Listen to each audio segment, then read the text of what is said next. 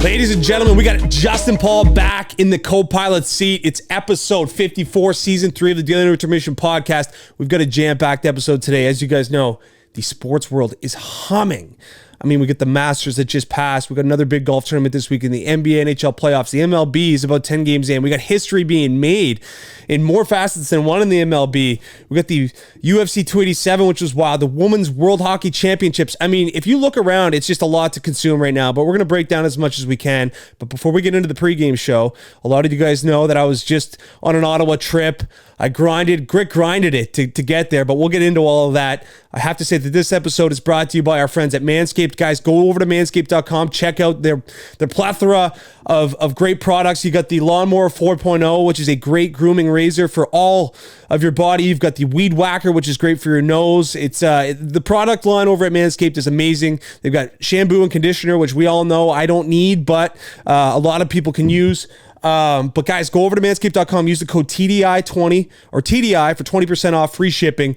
You guys know the drill. But Justin, how are you doing, man? How's everything? How's life in New York, man? How you doing since last episode? How are the reviews, man? I got a lot of good reviews from our first episode together. Yeah, no, obviously honored to be back, ready for another pod. Again, just like I said before, just honored to be a part of this Daily Intermission family.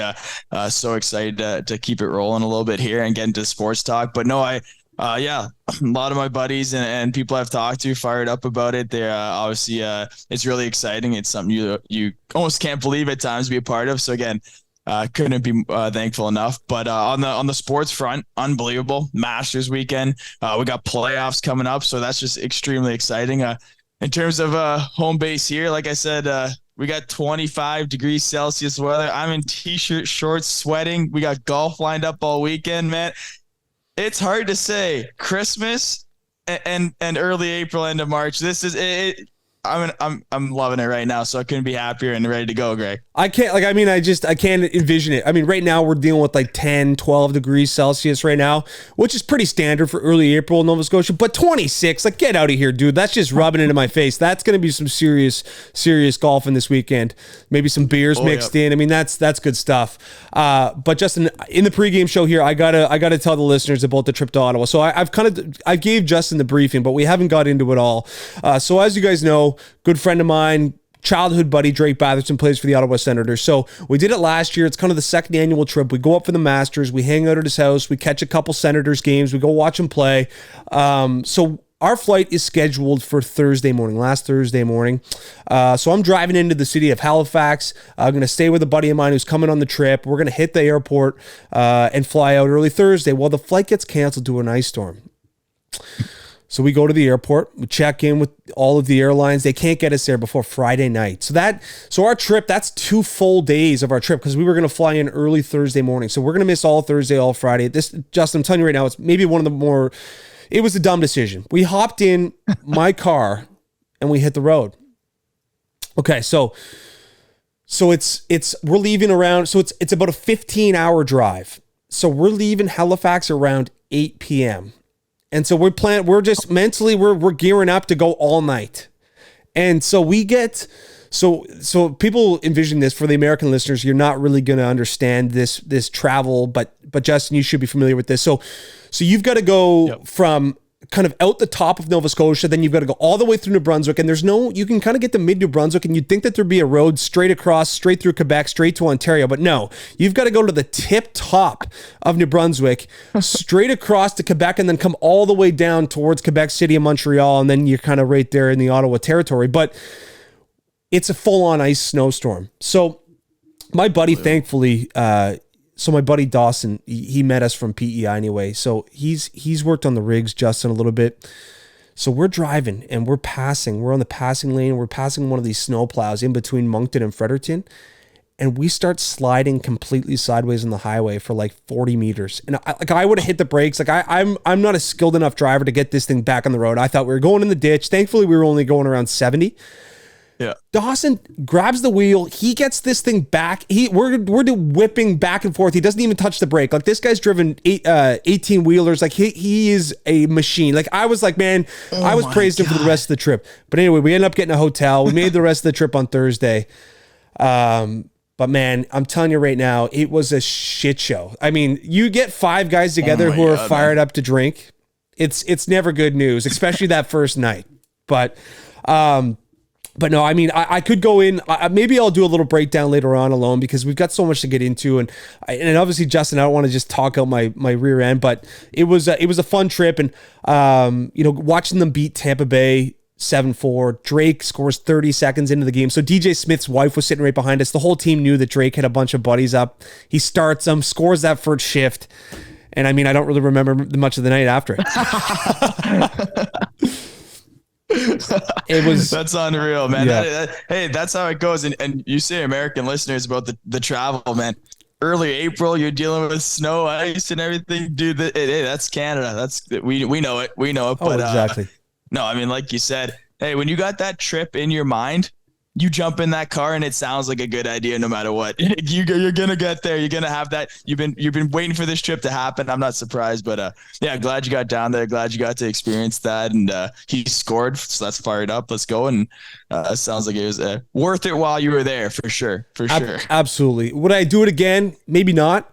Was it worth it? 100%. 100%. Yeah. But let's hop into things. I mean, we're gonna get into the Masters in quarter 4. Quarter 1, we're gonna talk about the NHL because obviously we're just about to kick off the playoffs. We're a few days out from Series 1 kicking off, from round 1 kicking off. In quarter 2, we're gonna get into the NBA. Justin, quarter 3, we'll talk a bit about the MLB, and then in quarter 4, we'll get into the golf world. But as I was in Ottawa, Justin, I did want to kick things off by giving them some love and talking about them. Yep. They've got a bright future in Ottawa. So I watched them beat the Tampa Bay Lightning. I watched them beat the Carolina Hurricanes. And the Carolina Hurricanes needed that win. So it wasn't like they were just, out there, mailing it in. Like they needed a win in that game. But man, I think this Atlantic division, obviously it's hard to forecast, what Boston and Toronto and Tampa are going to look like next year, and even Florida. But this team, man, they have so many good young players. And if they can kind of get a goaltender in that mix, this is a team that might make a ton of noise next year.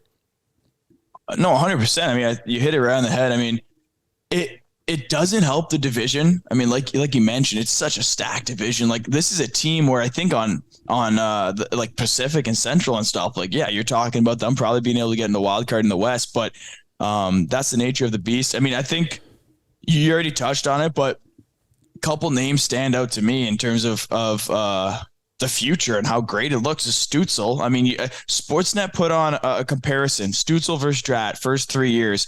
Drat was 191 games, 50 goals, 137 points. Stützle was 196, 68 goals, 163. This guy is legit. He is a legit player. He's going to absolutely pop off, probably 100 next season.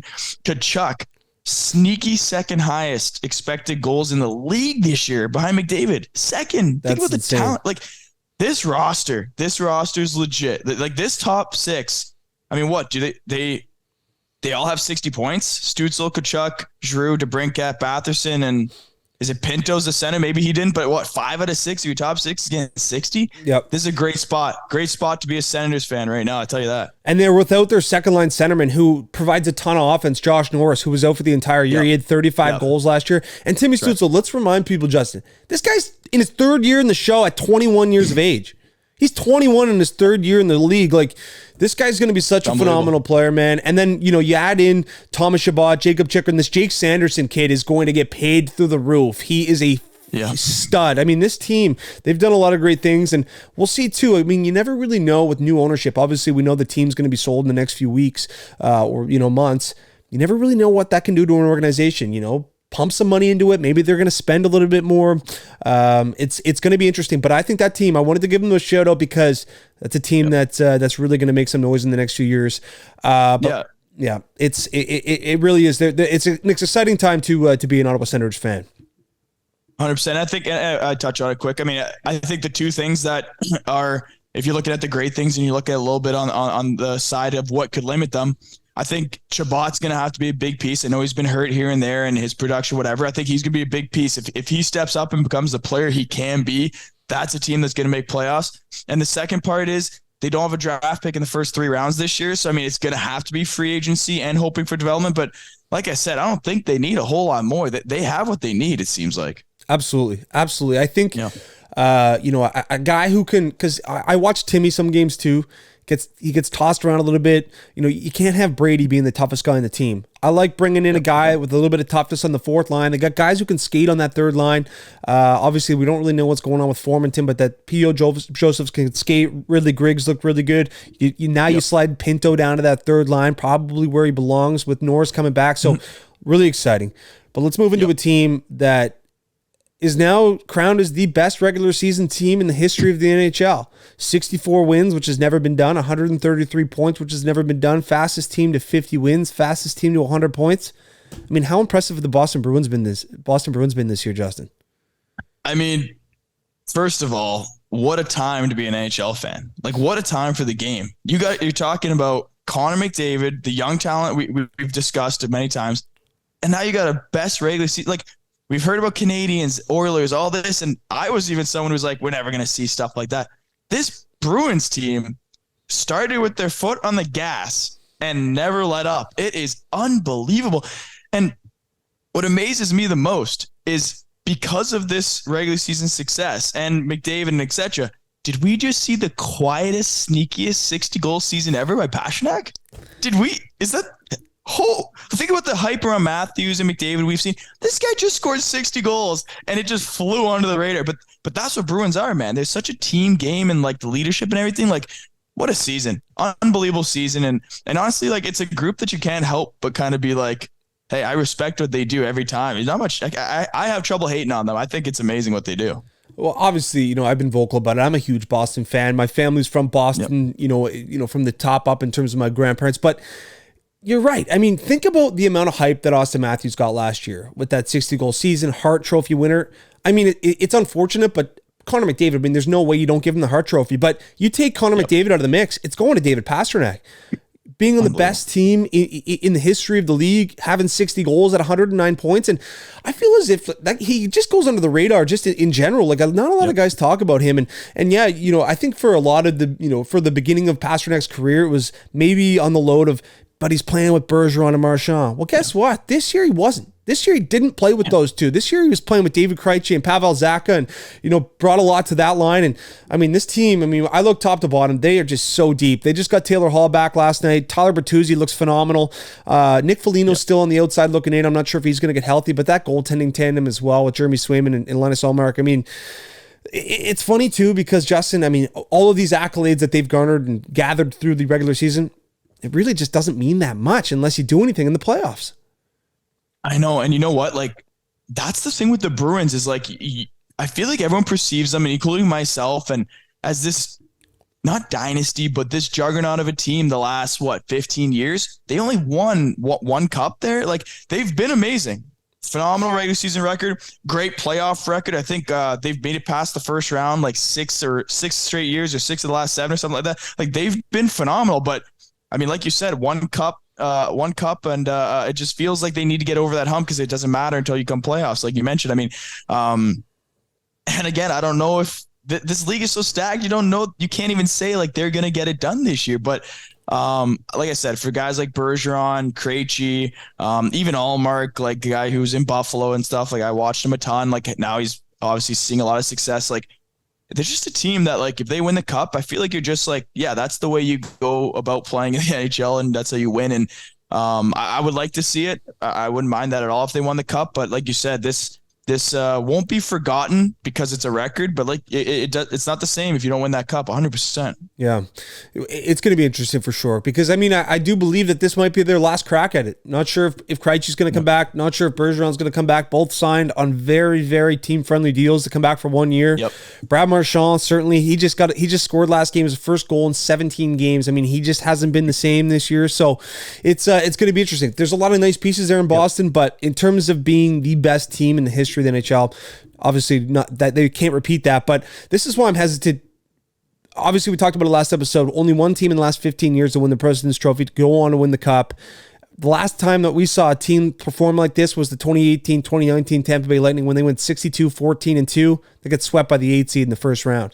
So obviously we gotta hesitate to really look ahead, but I do think that this is going to be a team that's going to make some noise in the playoffs. But let's move into some player milestones, Justin. Let's talk about Erik Karlsson. I mean, first defenseman, I think sixth defenseman ever to score 100 points. First time in our lifetime since 1992, Brian Leetch, 100 points.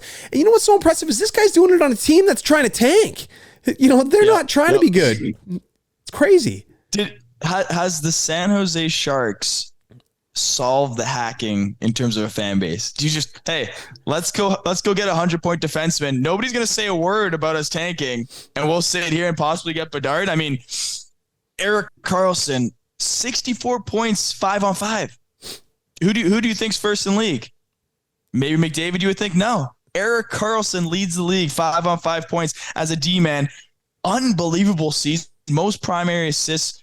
He's 32 years old. Career high is 32 years old. I mean, like I said, the team he's doing on, you would think that he's doing it with a McDavid or with a Pastrnak on boss, as we mentioned, but he's just creating offense on his own. It's unbelievable. Yeah, you know what? And it's like we forgot about Erik Karlsson because of the injuries that he had. I think he was dealing with a foot injury, when he went over from Ottawa and signed the big deal in San Jose, and he just wasn't healthy. Now that he's fully healthy, it's like, I don't think that guy's going to be sticking around there. If you're San Jose and you're in the point of your rebuild, man, you got to get rid of this guy. And obviously teams couldn't do it this year. With the what's he make, 11-6 or 11-5. But I think if you can get them to retain some money, I think that teams are going to be chomping at the bit to get Erik Karlsson next year, because I mean, you have to think he's got some runway left. Like you said, at 32 years old, he's got 4 or 5 years left where he can be a really dominant player. And man, he would have been fun to see in Edmonton. I know that rumor was floating around at trade deadline. Can you imagine? Unbelievable. And you know what? Like, I'm hesitant. I think he's going to be moved 100%. I'm hesitant to know where. It's not very often we're talking about a 32-year-old, $11.5 million. The kicker being it's not his last year on the deal. He still has time left. Yep. And that's going to be tough to do with retaining cap. San Jose's tanking for sure. But if you don't want to retain cap for 3 more years of a guy, because you're going to want to start your signing process, your rebuilding. But I mean, it's going to be tough to see what teams. I mean, the teams with cap space right now for projected: Sabres, Coyotes, Ducks, Red Wings. I mean, maybe Sabres and Red Wings are maybe teams that think that this could be something that pushes them into that wild card spot. He's not going the Ducks and Coyotes, obviously, but teams are going to have trouble finding cap, or they're going to have to make a major move to open it up for sure. So it's going to be interesting to see how many teams are willing to pay a 32-year-old. And I love Erik Karlsson, nothing against him. 32 years old, 100 points, phenomenal season. But it's not a secret the game he plays. He's not the best defensive player. He is very offensive. So I'm very interested. Like I said, I think it's going to be an interesting move to see what teams make room for that. Yeah. No, absolutely. A few more milestones, Justin. Yep. So I was at the game. Claude Giroux, 1,000 points. Amazing milestone for a guy. I mean, he's just kind of flies under the radar. It's been unfortunate because he hasn't really gone on major cup runs in Philadelphia and now in Ottawa. And Joe Pavelski, another guy who, just a phenomenal career, 1,000 points, do it on the same night. It's awesome. Huge milestones for those two. And then Sidney Crosby, 1,500 points. Just 3 staples in the league for the last, 15, 20 years. And man, I think Sid, with the McDavid takeover of the league, people kind of overlook, man, this guy's still playing at a high level. And unfortunately, they completely shit the bed against the Chicago Blackhawks the other night at home. They're eliminated. But Sidney Crosby, Claude Giroux, and Joe Pavelski, they've all still got some game. And I think that Giroux could play a pivotal role for the Ottawa Senators moving forward if they're going to be a playoff team. But what'd you think about those guys? And the huge milestones for sure. Yeah, not much else to say. Like you said, these are guys that I grew up watching play the game and have success, both regular season and playoffs, points. Like Giroux, love Giroux. Always watched him on the Olympics, Canadian guy, and had a lot of success there. He was an absolute stud in Philadelphia. Plays both ends of the ice, phenomenal. He's crazy on the dot, much like Sidney Crosby. So, those are stats that you love to see. I mean, those are guys that on the back nine of their career, obviously no secret about it. And you just want them to have success at this point. You know what I mean? Like any success they can find, you want them to have it. And it's pretty amazing. And people are going to think I'm an Oilers fan. I'm not an Oilers fan. I'm a Sabres fan, but keep bringing up McDavid. I almost fell off the couch when I heard this stat. I love it, so I don't want to bring him down at all with this stat, but he gets his point, 90th point of the season, and they say this, ready? Sidney Crosby now ties for the most 90-point season among active players at 7 with Connor McDavid. The guy's played 8 seasons. 20 seasons versus 8. Sid's been hurt. Again, I love Sid. Sid's my GOAT. So not the don't say those stats. Let's Sid out his moment. I don't want to hear that stat. That is stupid. Insane. It's unbelievable. And what is he? He's almost at 800 points, or is he past 800 points, McDavid? Like, it's unbelievable. Greg, the only season he didn't hit 90, rookie year, he only played 43 games. He got hurt. He had 48 points in 43 games. Like, he would have went 8 for 8. Yeah. Oh my gosh. But no, the Sidney Crosby again. Crosby, Pavelski, Giroux. Pavelski, that's the last thing to add. You see the tipping goal was the way he did it. And it's unbelievable. That's phenomenal. You hear the hours too he puts in practice, just standing up front. You always hear how great of a tipper he is. But no, awesome night for sure for those guys. But you know what? We're looking ahead to the playoffs because Monday night is going to be massive. We got round 1 of the Stanley Cup playoffs. We talk about it. It's the most exciting time. It's the biggest change in professional sports from regular season to postseason. The game changes. It's hard hitting. There's not much ice. It's so exciting. I'm just beyond excited for it. But we do have some meaningful games tonight. So Carolina and New Jersey are still battling it out for the number 1 spot in the Metropolitan, which will have huge implications. One team's going to play the Rangers. One team's going to play either the Panthers or the Islanders. So, I mean, in my opinion, you want to win that number 1 spot. So tonight we've 100%. Got the Carolina Hurricanes taking on the Florida Panthers, but the Panthers need to win that game as well because they want to have that. They want to play that number 2 seed. They don't want to play the Bruins. So, and the Devils will play the Capitals. So we do have some meaningful hockey tonight. And then Dallas and Colorado are battling it out for the number 1 spot in the Central. I mean, there's still some jockeying left. I mean, I'm not sure if there's any series set in stone yet in the Western Conference, Justin. So, unfortunately, we won't be able to break down the playoff picture. But we're going to come down. Maybe we'll release a brief episode this weekend, just kind of breaking down the series and kind of giving some projections. But let's talk about some disappointments. I know I didn't have this in the outline, Justin, but just kind of just from the you're out. Sorry, I'm stumbling on my words here, but let's just take a holistic view of the NHL and look at some teams that have missed. Who are some big disappointments? I'll start things off. The Vancouver Canucks. What a shit show of a season. You signed JT Miller to a huge year. You signed Quinn Hughes. You signed Elias Pettersson. You think that you've got your pieces. Bo Horvat's looking, like he's going to have a career year, scoring all those goals at the beginning of the season. Brock Besser, you hope's going to, come back after a bad year. Thatcher Demko's a phenomenal goaltender, and you just completely shit the bed. That's a huge disappointment in my mind. Any jump off the page to you? Yeah, I mean, 2 in the East that I'm a little bit hesitant on. Again, the East is so loaded. It's unbelievable. I mean, you could have a good season and not make playoffs. I lean to the Red Wings and obviously Washington. Obviously, Washington for me is more Ovechkin. He had a great season.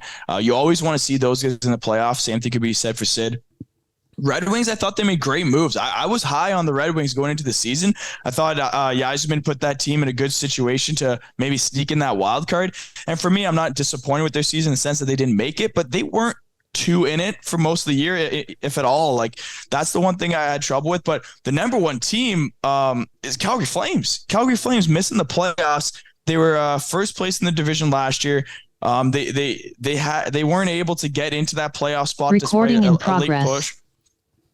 But I just feel like the Calgary Flames need to be in a spot where they were a contender with that trade they made with the Kachuk situation. But I mean, to miss playoffs with the cap they're spending, the guys they're paying, and again, just that move. It was such a big move, and you could have gotten a lot of future pieces in that Kachuk trade, but he opted to be a contender still. Just a situation where missing the playoffs, that's a big miss for that Calgary fan base for sure. I mean, we got to talk about it too. I mean, having Nick Ritchie in the shootout, like, I'm sorry, man, but like, even like, I think if you look around that fan base and you look around that team, even in the dressing room afterwards, so we'll throw it back. So they're playing the Nashville Predators. The winner stays alive, and unfortunately, both teams are going to miss. But in the shootout, Jonathan Huberdeau goes down and scores. The next 3 guys miss. The season on the line, and you throw out Nick Ritchie. I mean, I could not believe it. And with all the talent on the bench with Lindholm and Toffoli, I mean, I think Daryl Sutter is going to be done, but It's unfortunate. You're right. I mean, that's a team that should be in the playoffs because they're built for the playoffs. I mean, that roster is a gritty roster. They can, play those tight games. And I think, just Markstrom and Huberdeau obviously having just a really off year as well. It just it didn't work out for them. But like I said, Justin and I will get together. We'll do up our predictions once we get these things set in stone after tonight. But NHL playoffs are here, man, and it's one of the best times of year for sure. Mm-hmm. Big time. Quarter two, NBA, and unfortunately, this is what happens. Especially too when you're new. We'll get into the quarter two here. I forgot to start the record on the Zoom, so I'm gonna play around with it for the first 15 minutes of the YouTube video. We're just gonna have Justin's picture, and then it'll kick into his video here once we get into quarter two. But NBA action, man.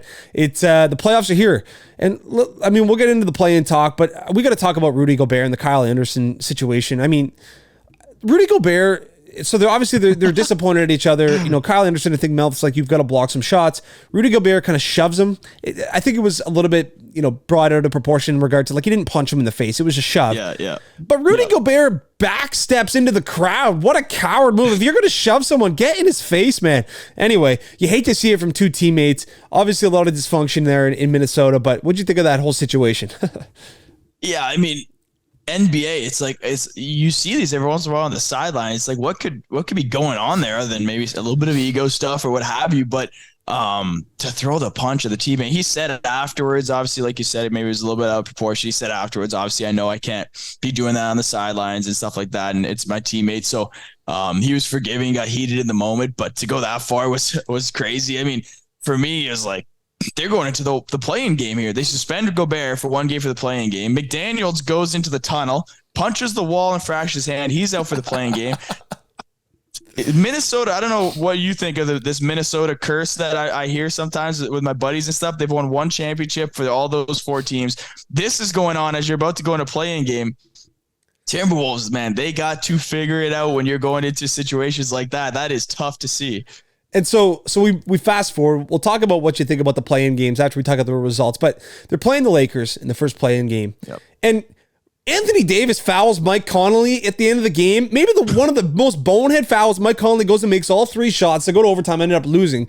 So, I mean, you look around that Minnesota, those franchises. I mean, the Wild have had opportunities. I mean, we're looking about the Vikings. I mean, they have had the biggest choke jobs come playoff time. I can see that curse. I mean, the Twins might have an opportunity this year, depending on how their season goes in the Central. But yeah, man, I mean, they're going to have an opportunity. They're going to take on the Chicago Bulls to get into that playoff spot. But I mean, if that curse is I hadn't heard that before, but I'm starting to see a lot of logic behind that. I mean, these teams just find ways to choke. And that's the thing. It's find ways. It's like, I mean, we could talk about how many teams just don't get it done. This is, you see some situations. I'm an Eagles fan, and watching missed field goals and stuff like that when the Bears miss against the Eagles, that just brought up more conversation of the Vikings kicks have missed to cost them. Like, the Vikings fans are sitting there like, man, we got it worse. Like, that's a tough fan base to have to be a part of, choking it like that rather than just losing in a good fought game, man. So absolutely, yeah, funny to see. So the Lakers will go on to play Memphis. Atlanta ends up beating Miami. They'll go on and take on the Celtics. So last night, the Raptors. So, I mean, obviously the Raptors are on the TV. They're up 19 points. You're feeling pretty good about it. And then all of a sudden, like, they just can't hit a free throw. They were 18 for 36 from the line. And you got DeMar DeRozan's daughter screaming. I mean, I don't know how you feel about that. I mean, I guess the boy, like Pascal Siakam, was getting interviewed after the game, and they couldn't really hear her. And obviously, it went viral. I mean, we see fans all the time, trying to distract people that are at the charity strip. But, I mean, what do you think about DeMar DeRozan's daughter? And what a comeback by the Chicago Bulls to beat the Raptors, man. So I'm a Raps fan. Tough to watch. In terms of DeRozan's daughter yelling at the free throw line, I don't know if it's because, again, being a Raps fan, I do like DeRozan. He's a all-time Raptor. I kind of liked it. I mean, his daughter's getting into the game. Good for her. I mean, getting fired up. DeRozan was able to have a laugh about it after. He said he heard someone screaming during the game. Someone then told him it was his daughter, and he's like, "Is she okay?" And he was laughing about after how he loved that she was in the game. I mean, she's a fan in the stadium just like anyone else. So, I mean, I think it's kind of funny. I mean, I'm not sure how much the Raps players that did affect them. But I mean, hey, that's what sports are about, right? So I think that's kind of funny. But on the Raps losing, I mean, you're up by double digits. It's tough because being a fan and trying to be realistic, it's tough to sit here and say that I believe Van Vliet and Siakam being your 1 and 2 in today's NBA is something that would have or should have won for us. I mean, obviously, when you're up by double digits, you would like to see you finish out that game. But I just never thought we had the depth, so I wasn't expecting too much going into the playoffs. I think we have the opportunity to build a little bit and maybe have to restructure and kind of remap out how this Raptors team is going to be, because it still feels like we're hanging by a thread on that championship team and trying to kind of survive and be at that borderline playoff team when current sportsmen, you got to rebuild. You got to go into the draft and you got to get those superstars and stuff like that. So nobody wants to tank, but it kind of seems like that's what the Raps are headed for. So yeah, it's interesting. I mean, we look back to the trade deadline, they're right on the fringe of the playing games. You got an opportunity to maybe get like a lot of interest around OG Anunoby, a lot of interest around Fred, two guys who might leave and they decide to buy. They go get Pirtle, and was that worth it? It's especially too with there's a lot of talent at the top end of this draft. I mean, who knows? And like you said, they've kind of been hanging on. I mean, they think that they're one piece away from being a competitive team in the East, but we look at those top juggernauts in the East. Like, are they really even that close? It's interesting. But I do have a lot of faith in Masai Ujiri. I mean, this guy, he's a machine. He's willing to pull some strings. I mean, we saw it with the Kawhi deal, and obviously they were hopeful with Giannis after before he signed the big deal in Milwaukee to maybe bring him into Toronto. But I think Nick Nurse is gone. I don't think Nick Nurse is going to stick around. I mean, he made some comments pre-playoffs. It sounds like he's got some interest in that the Houston Rockets position that's just opened up. So I'm hearing that Ime Udoka could come in, the guy who was sneaking around with the women in the Boston Celtics organization. So it'll be interesting to see. There could be some big changes coming to the Toronto Raptors, but obviously when you're up 19, you got to close out that game, man. Got to. Yeah. And you know what? Nick Nurse, obviously never going to be forgotten for the Raptors winning that championship, but shocking. Maybe I'll go check out a no state tax place to go coach from now on and get out of Toronto while the team's going down. But good for him. Like I said, I'm always going to be a fan. He was great in Toronto, won us a championship. I mean, again, he's shown that he could coach the top players to a championship. Like I said, the Raptors for the next few years aren't going to be that. So I that makes sense to me that he's going to head out. Yeah, no, absolutely. Obviously, it was just such a surprise when they fired Dwayne Casey after being the coach of the year. I mean, what a wild situation that was. But no, it's been a good run for Nick Nurse. But the final play-in game, I guess not the final play-in game, the final 9-10 seed game that will go against the teams that lost. So Miami will go on to play Miami will play Chicago. And and then now OKC played New Orleans. Now OKC will go on to play Minnesota. So OKC ends up winning. Lou Dort and Shai Gilgeous-Alexander, 2 Canadians for OKC. Just absolutely balling, man. Incredible season for OKC. That is a team that could make some serious noise next year. I mean, you think that their second overall pick, Chet Holmgren, didn't even play this year, and you got Shai playing at the level he is. You got Josh Giddey getting better. I mean, Lou Dort's just awesome on both sides of the court. I like this team.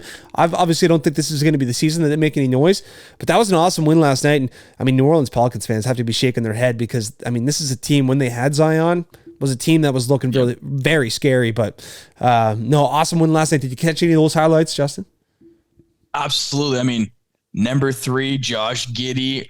6th overall pick, 31, 9 and 10. Are you kidding me? This team, SGA is him. Josh Giddey is him.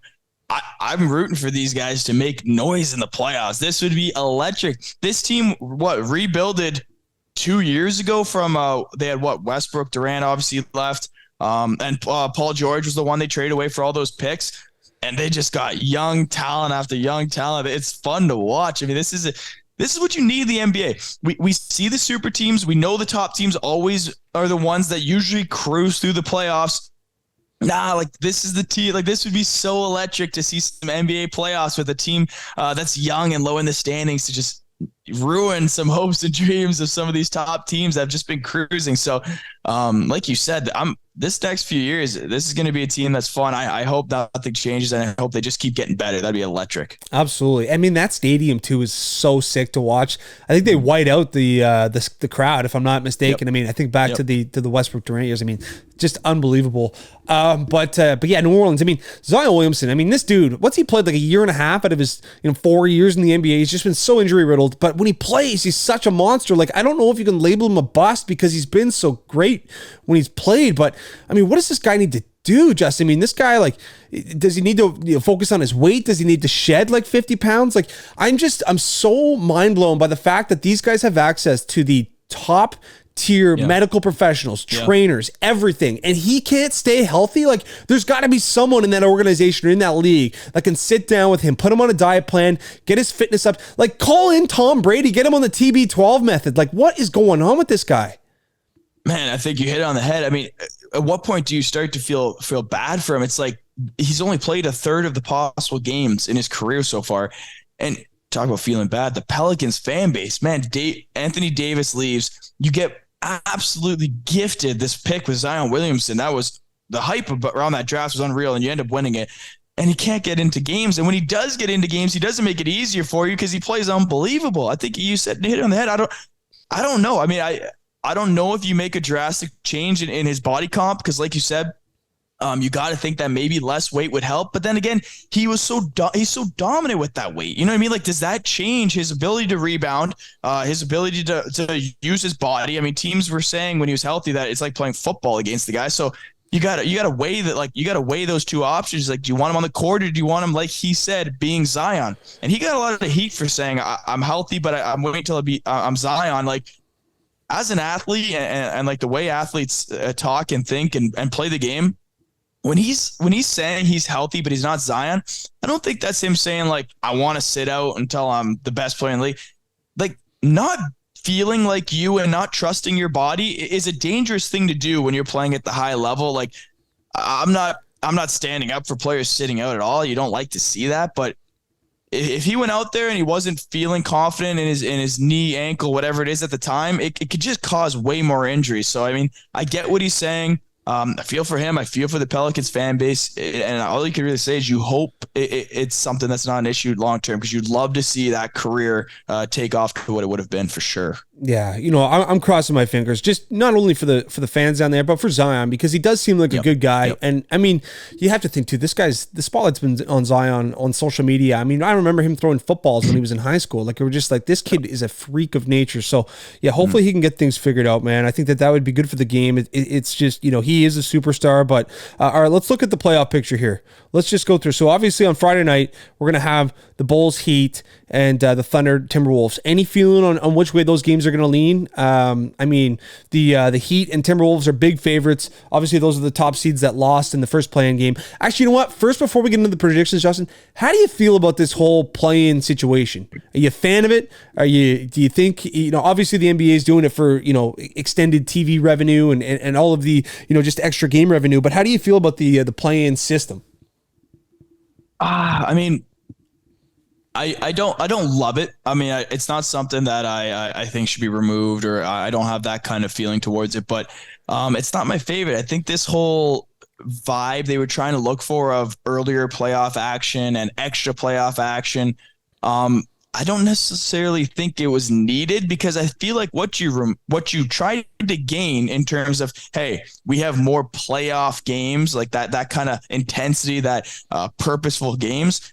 Yes, you put that in place, but all you did was remove the regular season finish of needing to make the 8th seed and those kind of playoff intensity games. So it's like, now you're playing games that kind of seem a little Mickey Mouse in terms of making playoffs. Being a 10 seed, making playoffs kind of just doesn't seem right. So for me, I'm not a huge fan of it, because I don't think it's necessary. And like I said, I think you're getting those games because you need to make the playoffs.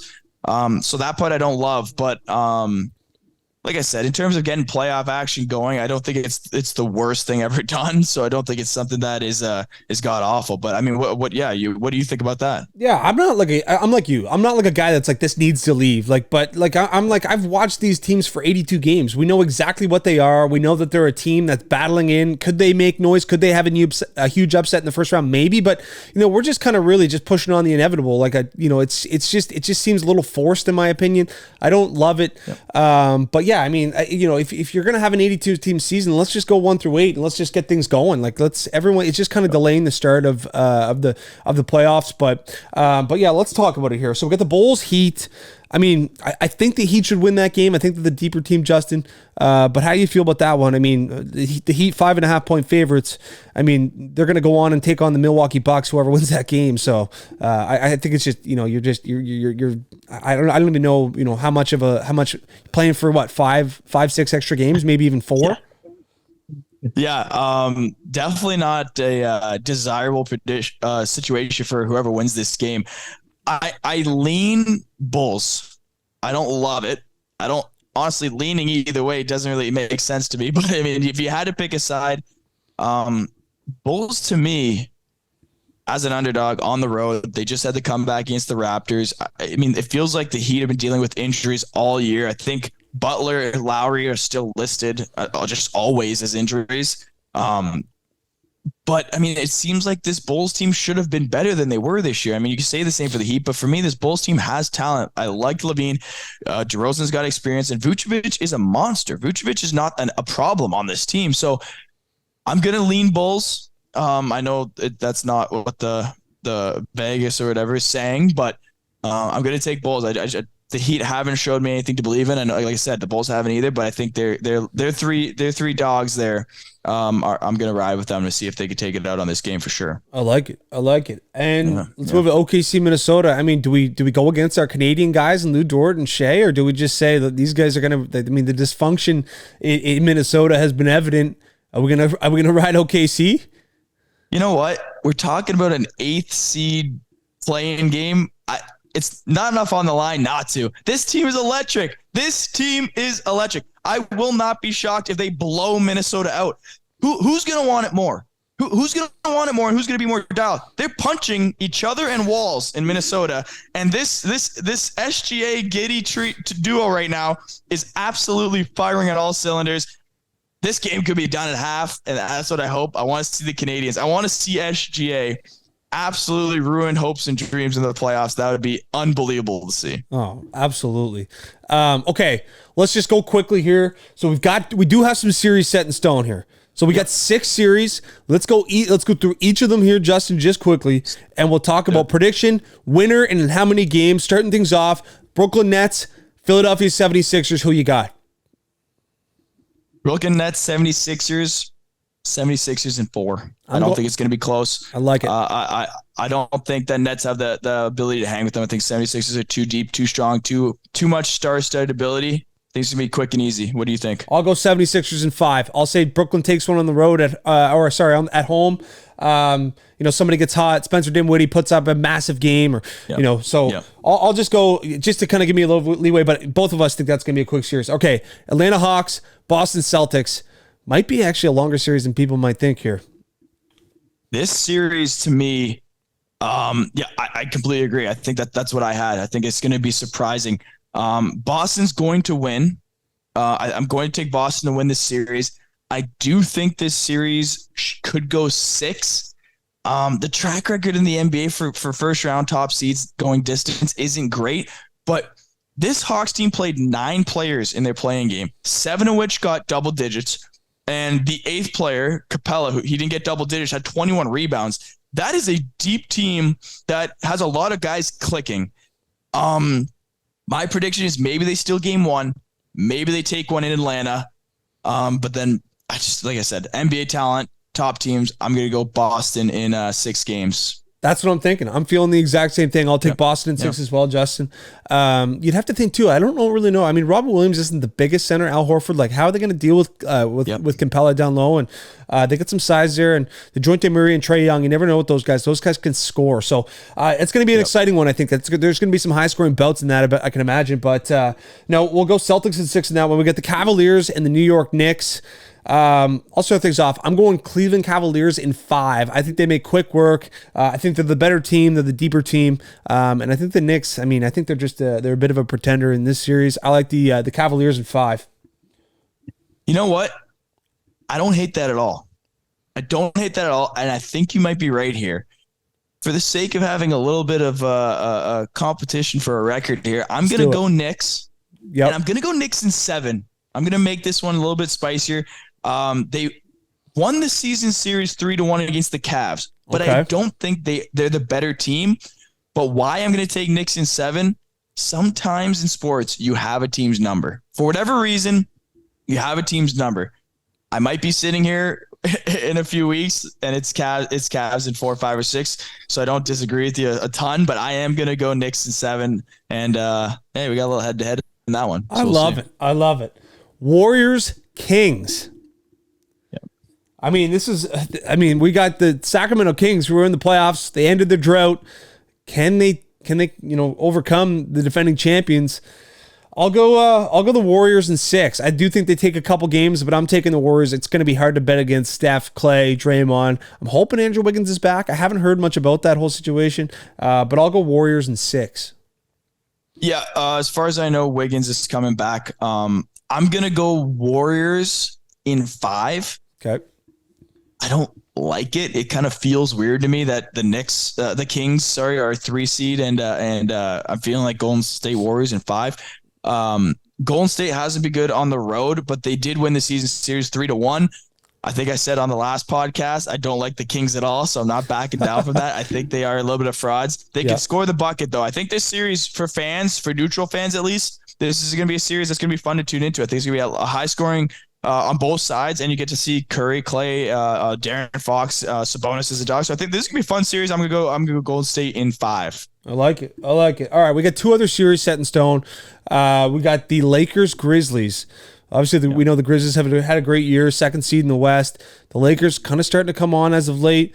Anthony Davis is playing better. LeBron James is not looking his age. He's been playing better. What do you think? I mean, I'm a big LeBron James fan. I appreciate what he's done. But I'm going to take the Grizzlies in this one, man. They play such a great team game. John Morant's looked good as he's come back after flashing the guns around. I'll go Memphis in 6. So I think we're in the same mindset. I'm going Lakers in 7 because I just don't know where Morant's at. I mean, he hasn't been good in his last few games coming back. I mean, he's been star player, but he hasn't been 30 a night, 10 assists and all that. So I'm going to go Lakers in 7. I also fully am aware that it's LeBron James and Anthony Davis that probably is making me a little bit more biased. But you know what? I'm okay making taking LeBron's side in predictions until he's out of the league. Destiny's been on that side throughout his career. So I'm going to go Lakers in 7. I do have the fear that this could look bad later on, though, but I'm going to go Lakers in 7. Yeah. I like it. I mean, I could look bad for betting against LeBron, but that's all right. And now we've got probably the most electric first round series with the Clippers and Suns. I mean, this is going to be an unbelievable series. Probably, I don't know what the health's looking like on the Clippers right now. Paul George is out. Okay, yeah. So I mean, you're looking at Kawhi doing most of the heavy lifting right now. I'll go Suns.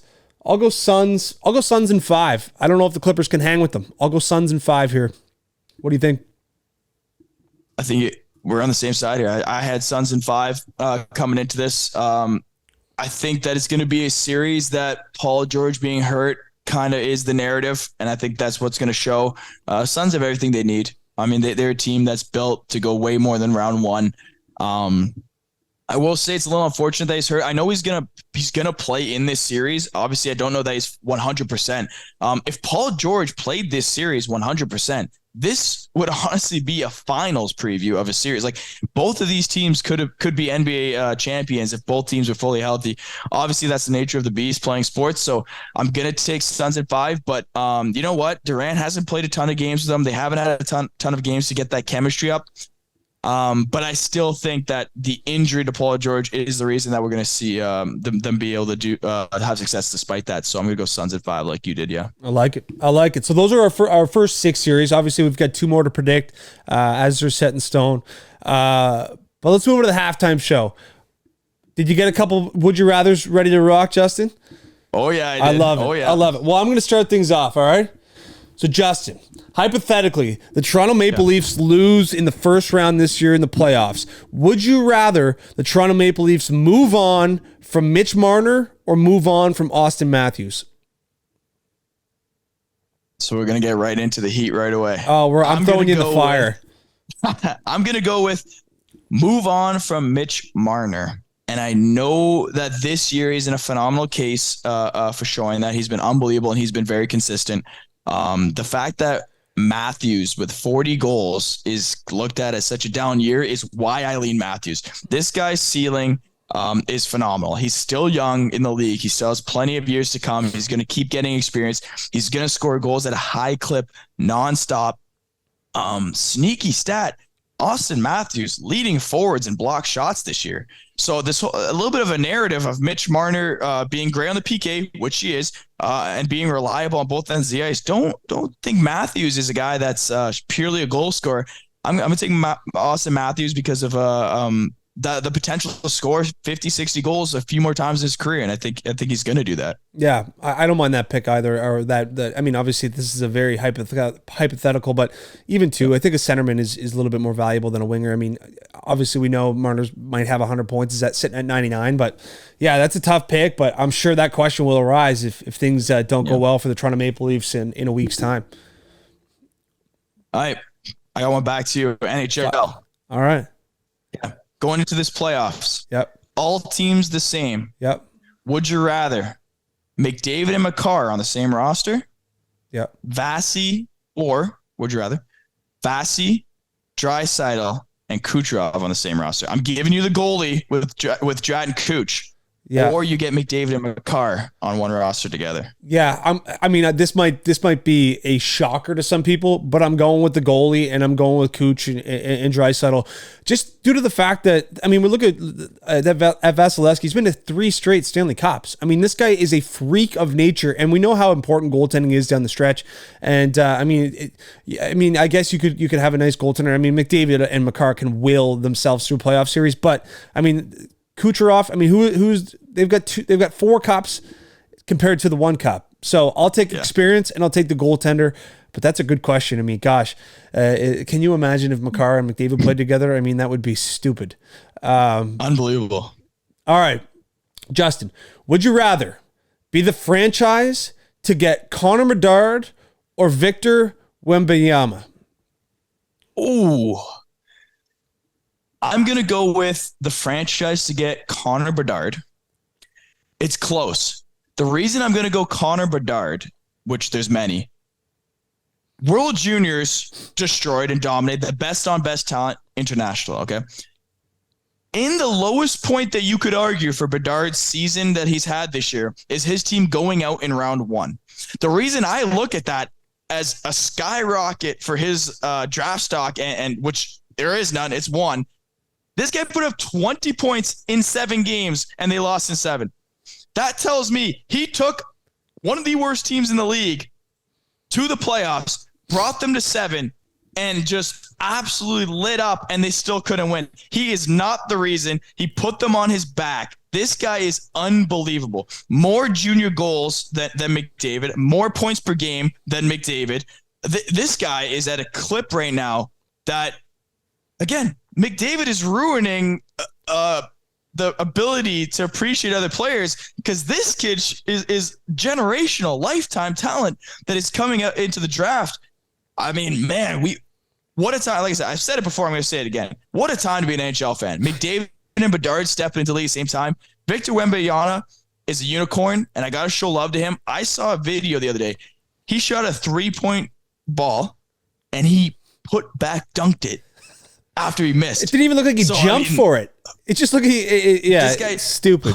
Stupid. Unbelievable. That's a phenomenal one. I hope neither are busts for sure. That's the one thing I'll say. I think you made the right choice there, Justin, because I think we've got more statistical analysis, more kind of film, more just information regarding Connor Bedard. I don't know if we have, like, I know we've got the freakish kind of physical attributes that Victor has. We just don't really know. I mean, there's a lot of unknowns, I think, regarding, health and just overall game. So, I mean, they're both going to be phenomenal. Don't get me wrong. They're both franchise changers. I think that Bedard is the safer freak of nature superstar. Yep, for sure. All right. Take it a little bit different here. Let's do it. Put yourself into the sports world here. Yep. Here we got. Would you rather? We're gonna go golf. We're kind of getting into golf season. Masters just happened. Yep. At your own level in town, would you rather be able to play the full 4 rounds at every major for the rest of your life? But no other golf. The only golf you play for the rest of your life is playing the 4 majors, but you get all 4 rounds the rest of your life. Or you play your normal golf for the rest of your life, and you get that. You don't have to change a thing. You play whenever you want, whenever you can, but you can never watch the majors ever again in your life. So you're either playing on the majors, but you don't get to play outside that ever again. You get what? 4 rounds 4 times a year, or you get your normal life now, but you can't watch the majors. I'm stepping in and I'm pegging it at the majors because I am like, that for me would be fun. Can I practice outside of playing in the majors? We'll allow driving range. Yeah, we'll go driving range. I'll go to the driving range. I'll blister up the hands. I'll put in the work. I'll get out there and I'll shoot 120 in the majors. I will grind it.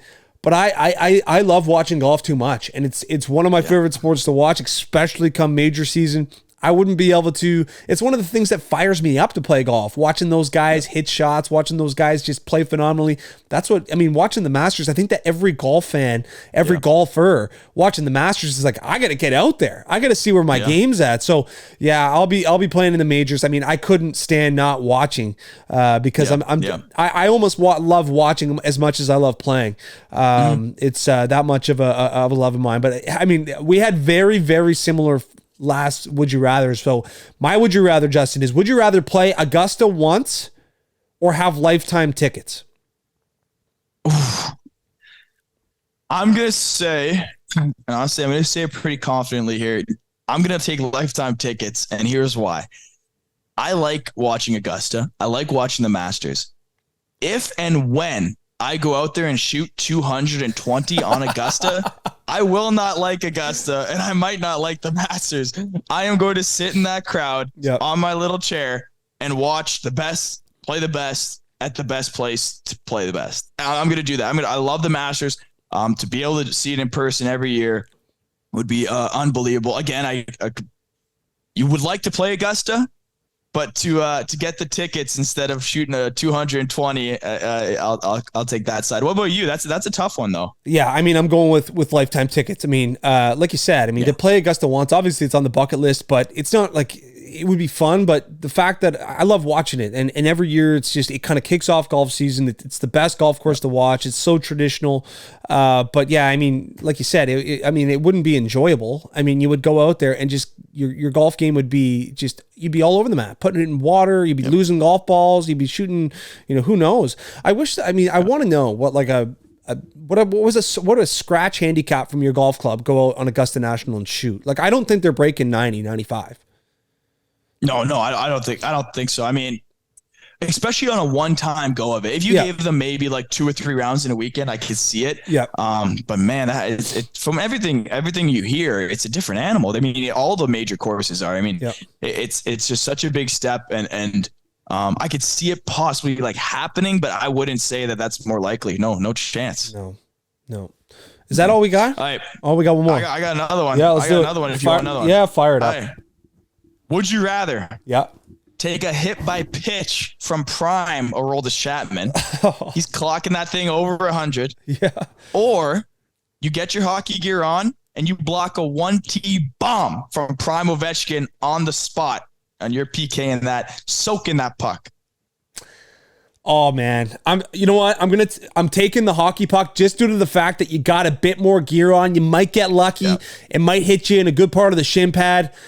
And Chapman hitting you. I mean, I've been watching. I mean, how many guys? We got a guy last night took out 92 to the face. He had Justin Turner in the preseason take one. I don't know if you saw Turner's face, but it was disgusting. So anyway, I'll go with the shot by Ovechkin. But yeah. I mean, either one. I mean, you're dealing with some purple on the skin, and it's not going to be a pretty sight. But no, that was good. That's our first halftime show, and I mean, I'm thinking about 8 months. So that's good job. I know the listeners will be happy about that. But Justin, let's move into quarter three. We got some MLB to talk about. And I mean, how can you not talk about the Tampa Bay Rays? They're on an absolute heater.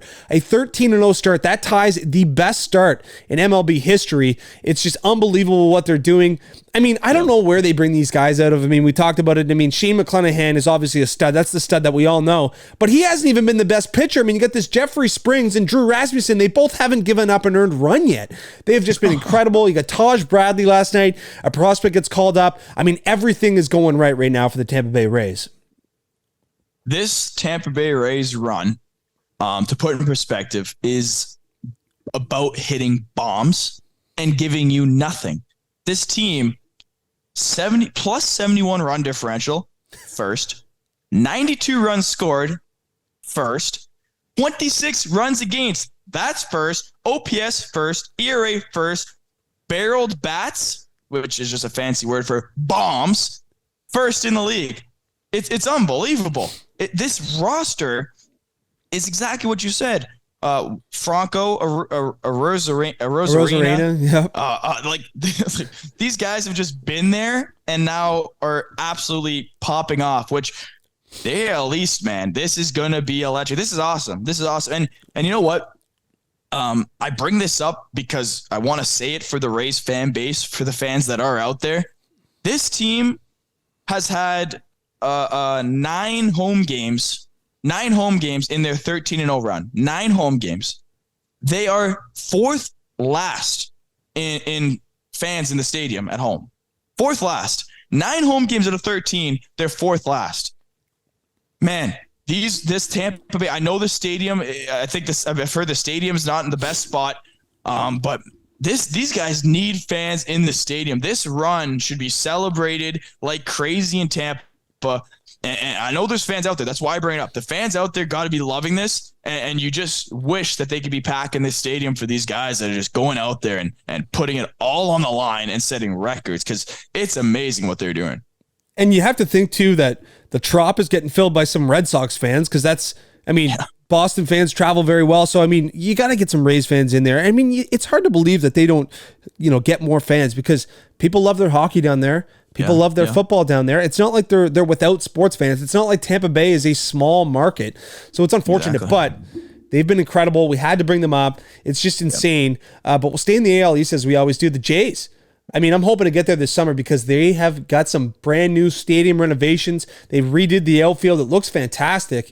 And I know that there's going to be more next summer. I was listening yesterday to Shapiro, who's the president, I think, of baseball operations, but they're going to be redoing all of the facilities, all of the dressing rooms for home and away.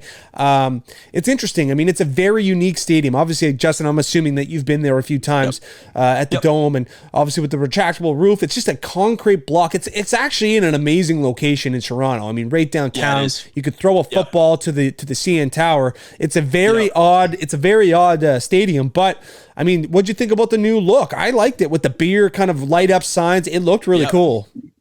So, I've been to a couple of games in that stadium. I've been a good amount actually, and it's, first of all, where it's located. Every team in pro sports should be doing the same thing.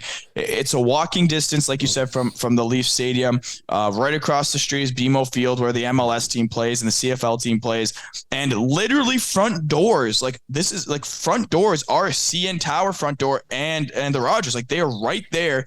Nice opening. The water's right there. Beautiful. Then they do the renovations, which the stadium was already in great condition, or one of the nicer stadiums, I thought, and they just make it even better. And that's what Toronto does so well, is they know their fans are coming, and you know what? They're not afraid to put money in to make the experience great. What I think we should get into a little bit too, I want to touch on is the outfield wall.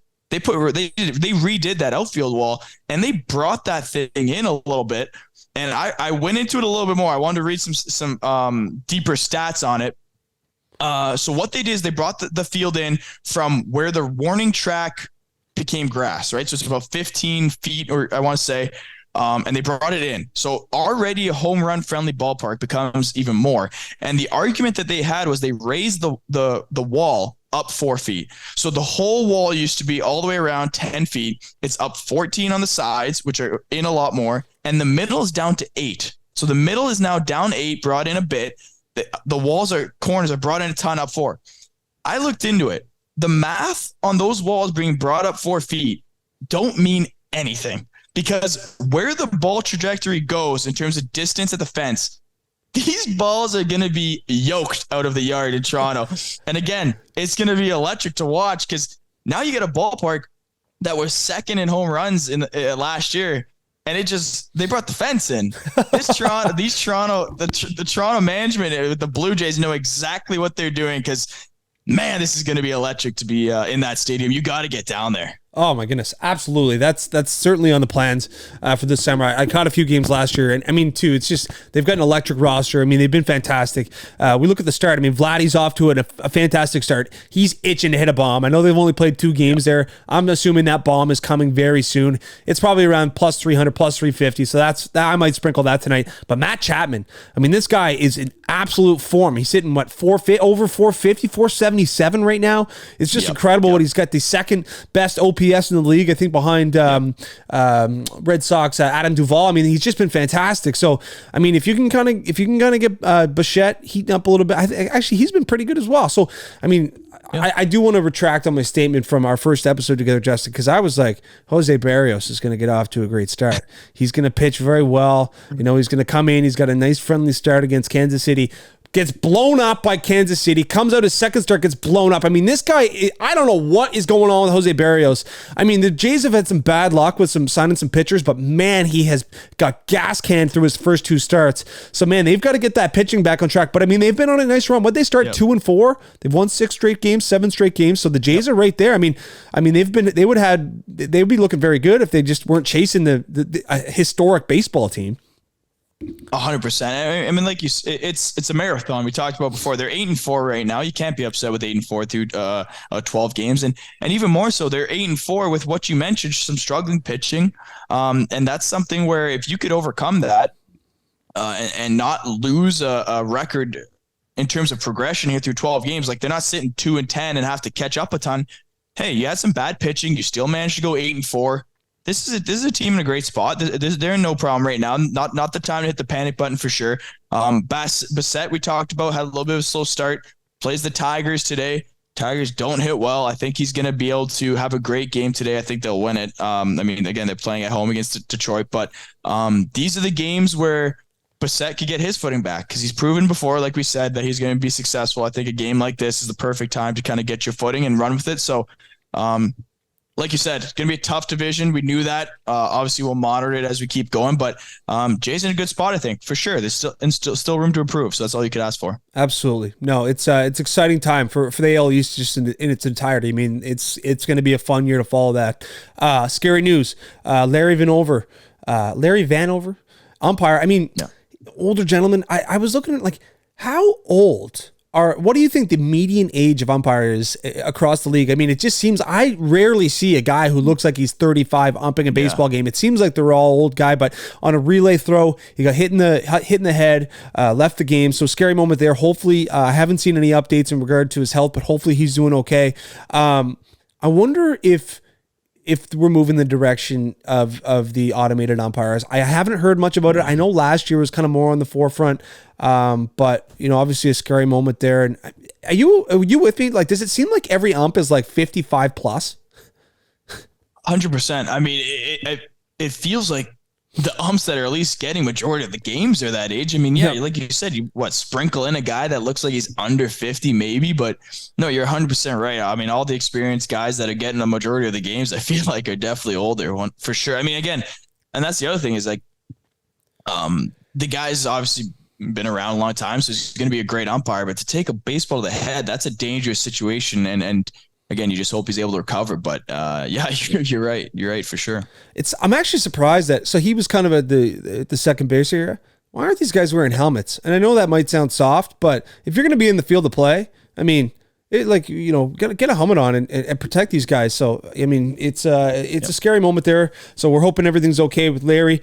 Just finally, in the MLB, rookie outfielder, first rookie to start his career off with 12 straight games with a hit. 1900. So it's been over 120 years since this has happened. So outfielder for the St. Louis Cardinals, incredible start for Jordan Walker. Any surprises, Justin, for you through the first 10 games? I mean, obviously this sample size is extremely small, 10, 12 games in, but anything that you're caught note of that might be surprising? A little bit, but not a ton, is the AL West. Not because of the Angels or the Texans being the top two, more so the Mariners and the Astros being losing records. I don't think the Angels are, like I said, crazy to be at the top. I do think that was something where, despite their struggles in recent years, they've actually become a better team and they have two of the best players in the league. But I know Altuve's hurt, and I know that would be a big argument for that. Obviously, he got hurt in the World Baseball Championship.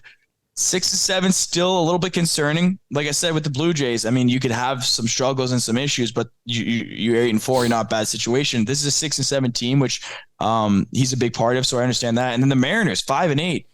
This is a team that I really liked for their offseason moves and where they finished last season. So, like you said, extremely early. It might be too early to jump the gun, but the last team is the Cardinals, and you just said it. Like they have good players. They have Goldie, and a lot of experienced talent on that team. I'm blanking on there's another unbelievable glove in the middle infield, but unbelievable roster. Like I said, and they're sitting at 5-7 in a division that isn't too. They have Arenado, don't they? Arenado, exactly. Yeah. Arenado. Yeah. I mean, like these are guys that they're not out like Altuve in that situation, and I just think their pitching is showing that it's not something that this is a slow start, and that's why I bring them up at 5-7. Like the bats aren't too big of an issue with the guys they have, but the fact that this pitching can help them get to a better record early in the season, I'm worried it's not a slow start, and it's actually indicative of what this season might look like for this Cardinals team. Yeah, absolutely. I mean, it is early, but you know what they say? It's like, a win now is just as important as a win, come September. So, you like to rack them in now. I mean, every game is worth the same. So hopefully those teams can heat up. But Justin, it's been a heater of an episode, but let's just kind of talk briefly in quarter four here. What did you think of the Masters? Huge win for Jon Rahm. I don't know how much you caught on Sunday, but it was really exciting. Obviously, being in Ottawa, we got the whole 30 holes. We were all hungover, just watching, just dialed into it. I was scared, to be honest with you, man, because I've been vocal. I've kind of put my head out there. I'm not a huge live golf guy. I don't watch the live golf. I don't love the setup of it. I understand why the guys left. It's a lot of money. I hate disruption. I hate change, especially when it comes to my professional sports. Golf being very close to my heart. This new league being developed. And you got Phil right there. You got Brooks Koepka leading after 2 days. You got Patrick Reed making some noise. But just in its entirety, did you enjoy the Masters? Greg, I got to ask you. Did you hate seeing Phil back in the action, the lefty? Did you hate it? I know, again, Liv, I understand Liv, but Phil, lefty Phil, that was vintage. And again, I'm not against you there, but did you get that little bit of that old school Phil? Do you know what I love from Phil is after day 2, he goes to the media and goes, I'm close to going on a tear. And what does he do? He goes head-to-head with Jordan Spieth in the final round. They're both miles back of Koepka and Rahm. And they go on heaters. And then Spieth and Mickelson in the final hole. Spieth bogeys, Mickelson birdies, and he's the clubhouse leader. Yeah. Honestly, man, Phil's number 2 for our generation. He's number 2 behind Tiger 100%. Woods. And it's unfortunate that he was the guy to go over to the LIV Tour and kind of spark the change, spark the leadership. But, I mean, how can you hate Phil? I mean, there's something deep down that was so happy that obviously 2 years ago when he won the PGA Championship at age 51, but he's done nothing on the LIV Tour. He's been irrelevant. I had him in a missed cut parlay this week, and he goes and he shoots, finishes -8. It was fun to see, man. But I honestly, when he finished -8, I was cheering for Rahm very hard to get that thing in. For sure, and so was I. I mean, let's rewind the clock here. Right? We got it a little bit. We'll keep track of predictions, like we said. But I gave 4 guys. You asked me for 4 guys. I gave you 4 guys. We need the listeners. Listeners need to tune in here. Maybe we'll cut in stuff too. I gave you Morikawa, 10th. I gave you Sanjay, tied 16th. I gave you Brooks Koepka from the Live Tour, 2nd, and I gave you Johnny Ram, the winner. Come on now. But is that any good, folks? Is that any good? Let's get this rolling. We're going to have more for you. But, you talk about the Masters. I thought it was a situation where I watched start to finish. I'm not sure I missed any holes from Ram and Koepka when they were paired together Saturday, Sunday. Brooks Koepka, for me, lost that more than I thought Ram won that. And I felt like it was a situation where when I was watching, John Ram wasn't putting it tight until the last, I want to say, 10 holes of the last round. He really dialed it in. But especially Saturday when they ended up calling it short, Brooks Koepka had a lot of chances where Ram put the ball in bad situations. Ram played aggressive and it didn't pay off.